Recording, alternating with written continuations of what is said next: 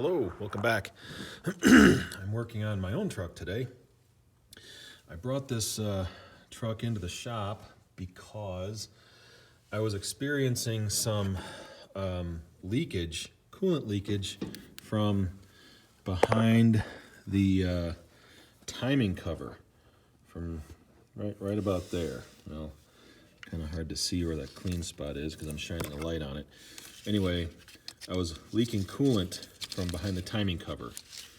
I'm not doing real good at this today. Anyway, right about there, from behind that temperature sensor. There's a gasket in there that got kind of dried, and it got flat and it stopped sealing, so coolant would just come, there we go, that's maybe a little bit better. Coolant would just come kind of seeping out of that seam right there. I got that all fixed. The other reason why I'm here is because I keep having problems with my valve stem seals coming up and not sealing anymore.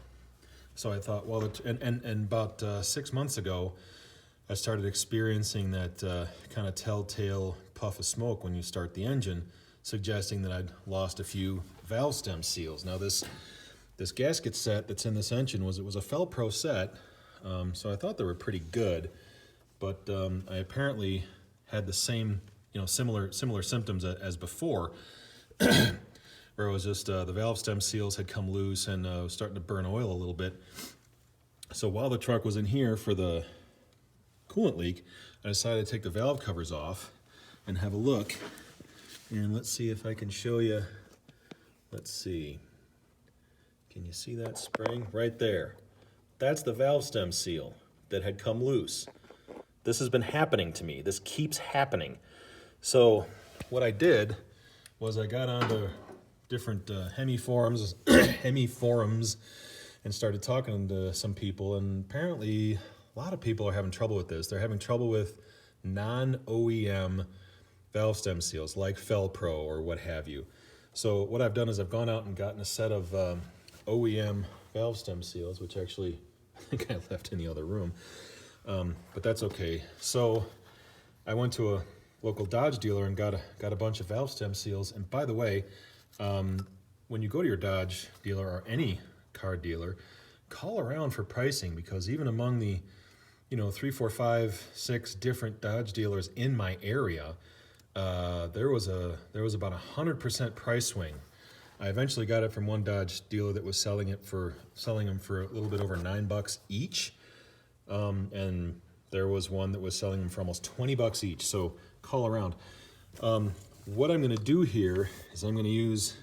See if I can get this thing out of the way first.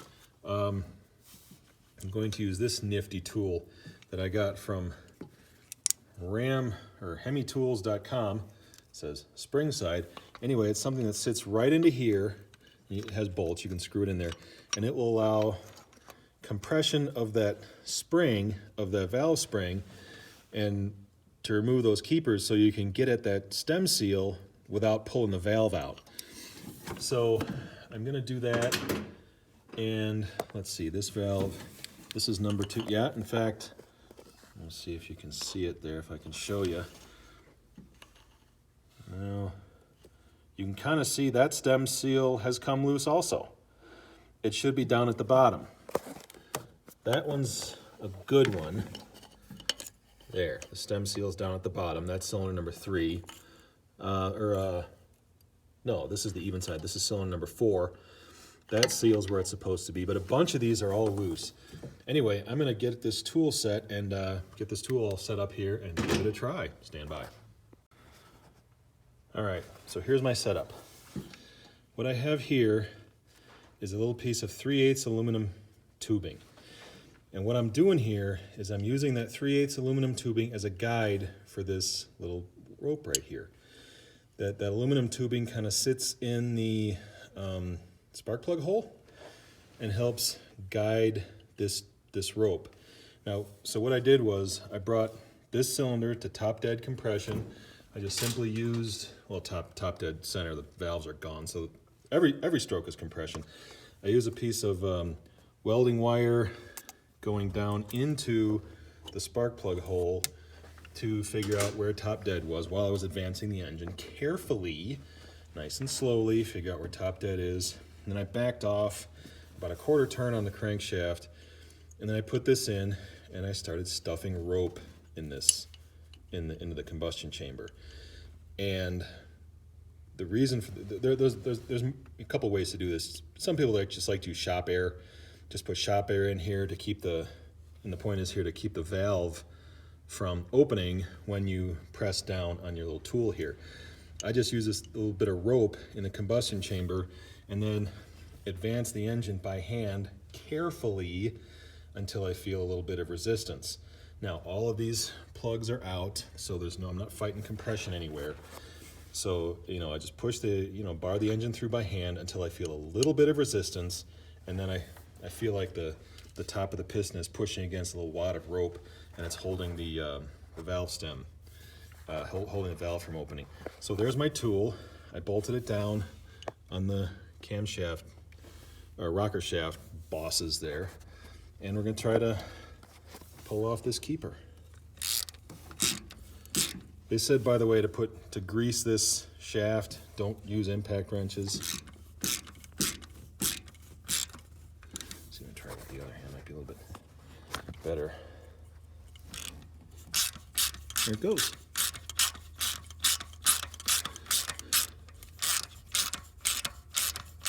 Yeah, that's pretty slick.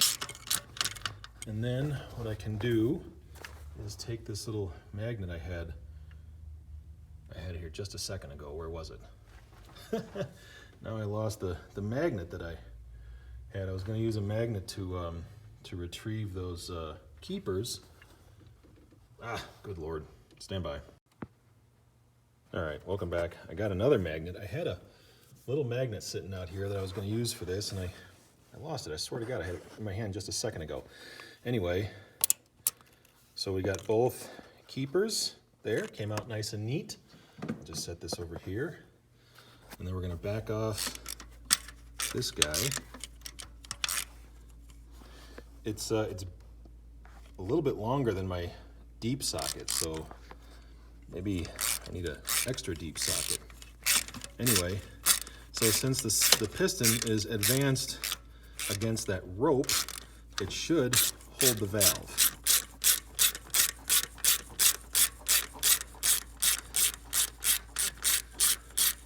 This is a little clumsy, isn't it?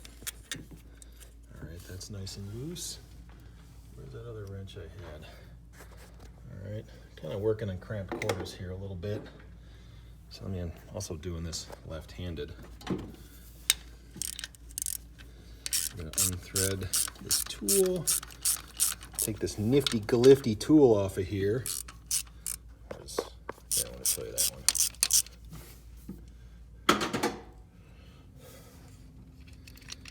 This is a really neat tool. It's about 150 bucks, and I thought it was better than the other available options because the cheaper tools had like a third part, a loose part you had to put in there. And I knew this engine was tight, and I didn't want to mess around with some other. I wanted to do this with one hand. I wanted it to be easy.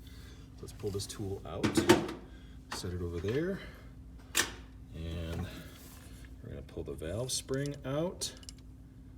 There it is. That's pretty cool. Valve spring is out. Where's my little flashlight?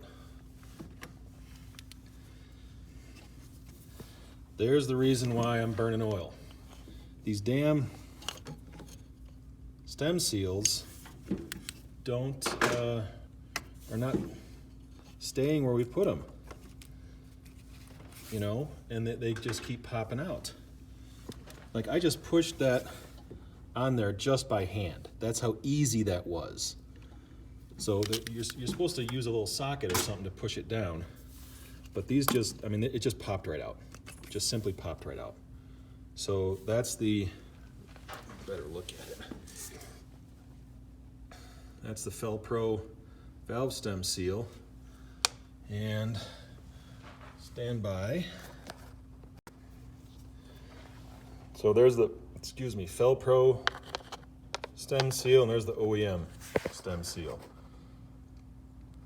Really hard to tell the difference. So let's see about, sorry this is so dark. My lighting in here is terrible. And the cool thing is, I can feel that the valve is pushing against something soft. That's that rope that's in there. Pretty cool. So I'm gonna run this down on the valve, and I can't push that down by hand. I pushed that by hand, and that's as far as it got. So that's grabbing on much better than the, oh, come on, Felpro one. So now I gotta get a socket and tap that down. That'll drive that home. Anyway, so that's kind of a review of what I'm doing here and of this really neat tool from HemiTools.com. It lets you change those out without pulling the heads. And at 150, 160 bucks, that is some mighty cheap insurance. So when I'm done with this, I'm gonna get a socket and drive that down onto there. And make sure, let's see, that's the intake. Is the exhaust, I can't tell if the exhaust is loose. It doesn't look loose. The exhaust looks okay. The exhaust on, let me see, this is cylinder 2, this is 4. The exhaust on 4 is definitely loose. The exhaust on 2 looks all right, but I'm gonna finish this cylinder and move on. But, oh, and then what I have to do is actually back the engine off backwards and pull my little rope out. So stand by, I'll do that in just a second. All right, welcome back. I have my new valve guide in there. I put my keepers in. I got a little grease around there to hold the keepers into place. I've got that thing cranked down all the way, and I'm gonna take it off. My furnace is about to come on, so it's gonna get a little irritatingly noisy in here. There it goes. One thing I did notice about this tool is that you have to take your push rods out. I found that it may have actually bent one of the push rod that was in there. It's not a huge deal. Better to find that out now than later. Okay, the tool's kind of letting go here. Let me I really would like a slightly longer socket. That would make this a little bit easier. All right, let me undo that. And let me grab there goes an extension. Let me grab the 13 mil here. Pull this off. That nut, by the way, is 14 millimeter, that big one on the top, in the middle. The little ones are 13. That's the wrenching size anyway. The threads are, I think, 8 millimeter. Let me take these off.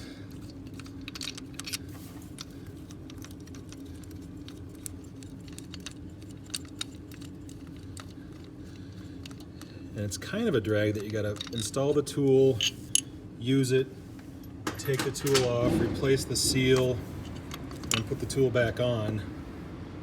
Okay, so I'll grab my flashlight again. So look, there you go. There's there's the valve. Hard to see the new stem seal in there, but it's there. So now, what I'm gonna do is take my wrench here. It's a little tight fit, tight quarters here. And I'm going to back the engine off a little bit.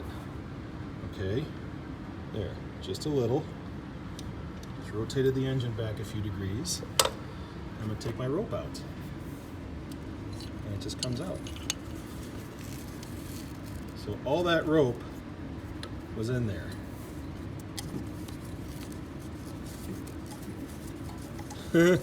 That was quite a bit. That's probably about 5 feet of this rope that was stuck in there. All right, rinse, repeat. I'm gonna do this, I don't know, 8 or 10 times, and then I'm done. Thanks for watching.